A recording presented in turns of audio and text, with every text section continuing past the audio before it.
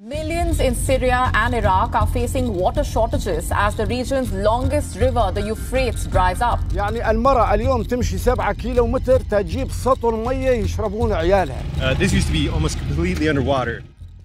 Depuis que Jésus-Christ a proclamé que seul Dieu connaît l'heure ou le jour de la seconde venue, les prédicateurs et les prophètes de malheur autoproclamés n'ont cessé de prédire la date de cette venue et de voir le soleil se lever sur une nouvelle génération. Même ceux qui critiquent ceux qui fixent la date disent souvent « Le jugement final de Dieu arrive bientôt, probablement de notre vivant, alors préparez-vous ». Ces dernières semaines, les interprètes de la prophétie ont cité une nouvelle raison de croire que l'Apocalypse est proche. Ces débats anxieux ont éclaté sur le site web consacré à la prophétie, dans les groupes d'études bibliques et dans les églises. Mais pourquoi sont-ils tous si inquiets en ce moment? Quelle en est la raison exacte? Pour le savoir, nous devons vous raconter l'histoire terrifiante du fleuve Euphrate. Alors restez avec nous jusqu'à la fin, car vous ne voulez pas la manquer. De nombreuses civilisations ont prophétisé sur les rives de l'Euphrate, notamment dans les temps anciens. L'Empire mésopotamien était l'une de ces civilisations les plus importantes. La Mésopotamie antique occupait la zone située entre le Tigre et l'Euphrate, connue sous le nom de Croissant fertile. Cette région du monde est aujourd'hui située en Irak. Avec une longueur de 1740 miles, le fleuve est le plus long d'Asie occidentale. Il prend sa source dans l'est de la Turquie et se jette dans le golfe Persique. Il traverse la Turquie, la Syrie et l'Irak sur son parcours. L'Euphrate traverse plusieurs zones de végétation différentes. Bien que des millénaires d'occupation humaine aient considérablement modifié le passage dans la plupart des régions du bassin de l'Euphrate, des vestiges de la flore ancienne subsistent. L'Euphrate tire sa majeure partie de son eau des précipitations et de la fonte des neiges qui entraînent des débits de pointe d'avril à mai. Vous avez probablement entendu parler de Babylone. Cette partie du fleuve était autrefois une vitrine de la gestion de l'eau à Babylone. Babylone était la capitale du grand empire babylonien. La ruine de la ville, fondée il y a plus de 4000 ans, comme un minuscule port sur l'Euphrate, se trouve dans l'Irak actuel. Sous le règne d'Hammurabi, Babylone est devenue l'une des villes les plus puissantes du monde antique. Après la Première Guerre mondiale, les frontières de l'Asie du Sud-Ouest ont été redessinées par le traité de Lausanne, 1923, lors du partage de l'Empire ottoman. Le traité obligeait les 3 gouvernements riverains de l'Euphrate, à l'époque la Turquie et la France pour son mandat syrien et le Royaume-Uni pour son mandat irakien, à négocier un accord mutuel sur l'utilisation de ces eaux et la construction de toute infrastructure hydraulique. Un accord conclu en 1946 entre la Turquie et l'Irak exigeait que la Turquie rende compte à l'Irak de toute modification hydraulique apportée au système fluvial Tigre-Euphrate et autorisait l'Irak à construire des barrages sur le territoire turc pour réguler le débit de l'Euphrate. Avec la mise en œuvre du projet de l'Anatolie du Sud-Est, ou GAP, dans les années 1970, la Turquie s'est lancée dans un plan ambitieux visant à exploiter les eaux du Tigre et de l'Euphrate pour l'irrigation et la production d'hydroélectricité ainsi que pour stimuler l'économie des districts du sud-est du pays. La Turquie et la Syrie ont achevé leur premier barrage sur l'Euphrate, les barrages de Keban et de Tabqa, à 1 an près d'intervalle, et le remplissage des réservoirs a commencé en 1975. Dans le même temps, la région a connu une grave sécheresse et le débit du fleuve vers l'Irak est passé de 15,3 km3 en 1973 à 9,4 km3 en 1975. Cela a déclenché une crise internationale, l'Irak menaçant de bombarder le barrage de Tabqa.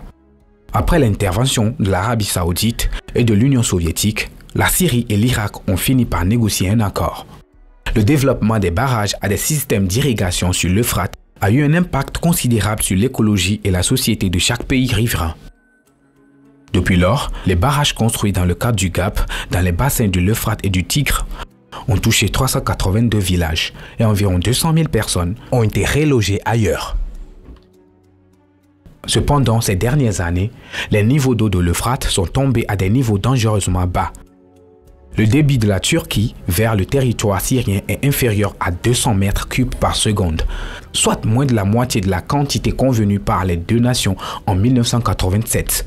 Des photographies récentes prises le long des rives de l'Euphrate montrent qu'une partie importante du fleuve est asséchée. Ces lieux, qui étaient autrefois vitaux pour la survie de la région, se sont transformés en terres désertiques. Les images obtenues au barrage de Rojava, Tichrin, le deuxième plus grand barrage de Syrie sur l'Euphrate, relève que les eaux du fleuve ont considérablement diminué. L'État turc, qui exploite l'Euphrate comme une arme contre les Syriens depuis des années, coupe effectivement le fleuve d'eau vers l'Irak et la Syrie. Selon l'accord conclu en 1987, la Turquie est censée fournir 500 mètres cubes d'eau par seconde à la Syrie, entre les administrations de Damas et d'Ankara. Cependant, l'État envahisseur ne respecte pas l'accord et fournit à présent à peine 200 mètres cubes d'eau par seconde. Les conséquences négatives de la diminution des eaux sont clairement visibles sur les terrains. Les niveaux d'eau des lacs de barrages syriens ont chuté à la suite des coupures d'eau, tandis que la production et l'approvisionnement en électricité de la région ont diminué. En outre, la superficie des terres agricoles sur la rive de l'Euphrate se réduit. Plus grave encore, l'accès à l'eau potable est de plus en plus problématique. Ce scénario engendre de graves problèmes de santé.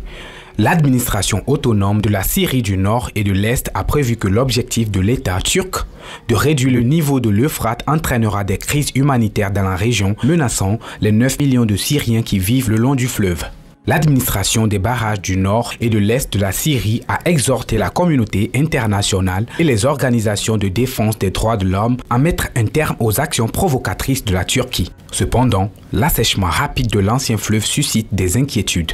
La baisse des niveaux d'eau a inquiété les géologues qui restent perplexes et anxieux quant aux causes de cette crise effrayante. Les Nations Unies ont également prévenu que la Méditerranée serait confrontée à des vagues de chaleur de plus en plus sévères. Selon l'indice mondial de danger climatique, la Syrie est l'un des pays les plus menacés, le lac Assad souffrant de ce cycle. Comme il n'existe que peu d'explications logiques à l'assèchement du fleuve, les gens ont supposé que cet événement était lié au livre biblique de l'Apocalypse. Étonnamment, peu de gens sont surpris par cette évolution, car ils pensaient qu'elle était inévitable puisque la Bible la mentionne.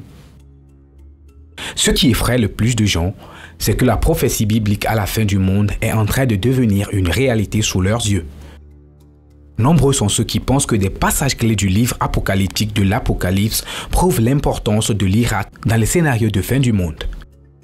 Le fleuve Euphrate est mentionné dans le livre de l'Apocalypse au chapitre 16. Selon ce chapitre, le sixième ange versa sa coupe sur le grand fleuve, l'Euphrate et ses eaux tarirent, afin que le chemin soit préparé pour les rois de l'Orient. Selon cette écriture, le sixième ange a versé sa coupe sur le fleuve Euphrate. Le contenu de la coupe a provoqué l'assèchement du fleuve. Les précédents jugements de la coupe ont soit pollué, soit détruit la majorité des eaux du monde. Ce jugement ne vise pas à ternir ou à supprimer l'utilisation de cette eau. Il semble plutôt s'agir de démanteler une barrière défensive afin de laisser la place aux rois envahisseurs venus de l'Est. L'Euphrate est désigné comme le grand fleuve à 5 reprises dans la Bible.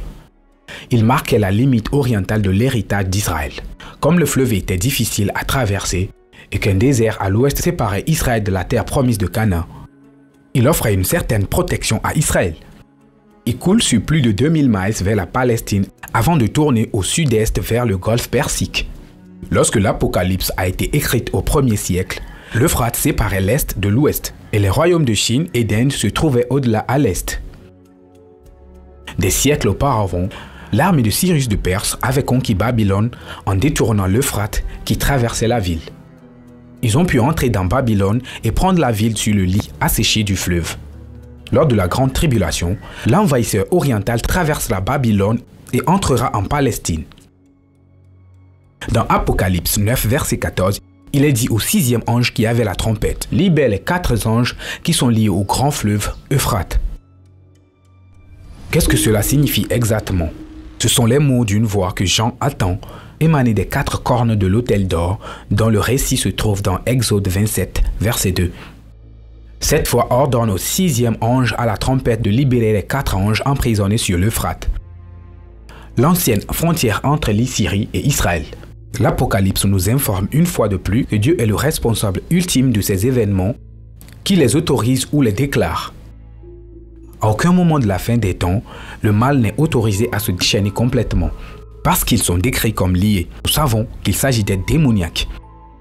Les démons sont des anges déchus qui sont souvent liés à des chaînes de ténèbres lugubres.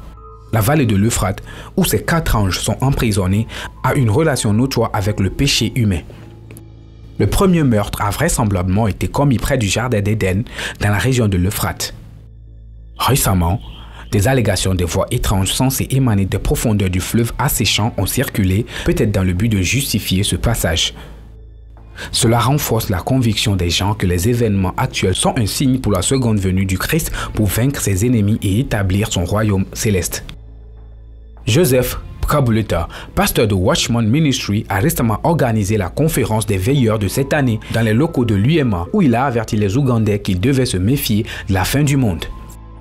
Lors de la conférence des veilleurs 2022, le 17 septembre, Joseph Kabuleta a commencé par dire « Aujourd'hui, nous sommes ici pour vous dire des choses qui vont vous choquer ».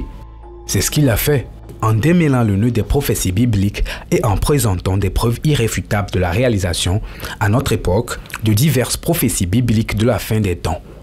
Le retour à la vie de la mer morte est l'une des prophéties des fins des temps les plus récentes. Connue comme la mer la plus salée de la planète, la mer morte ne peut entretenir aucune vie marine ni aucune vie végétale ou animale autour d'elle. Cependant, dans Ézéchiel 47, Dieu a averti le prophète Ézéchiel que l'eau deviendrait fraîche et que les êtres vivants l'habiteraient. Cette prophétie s'est réalisée en 2016, lorsque des étangs d'eau douce avec des poissons ont été découverts sur ces rives. M. Kabuleta s'est ensuite étendu sur le conflit catastrophique annoncé dans Apocalypse 9 et Ézéchiel 38 qui se produira à la fin des temps près du fleuve Euphrate.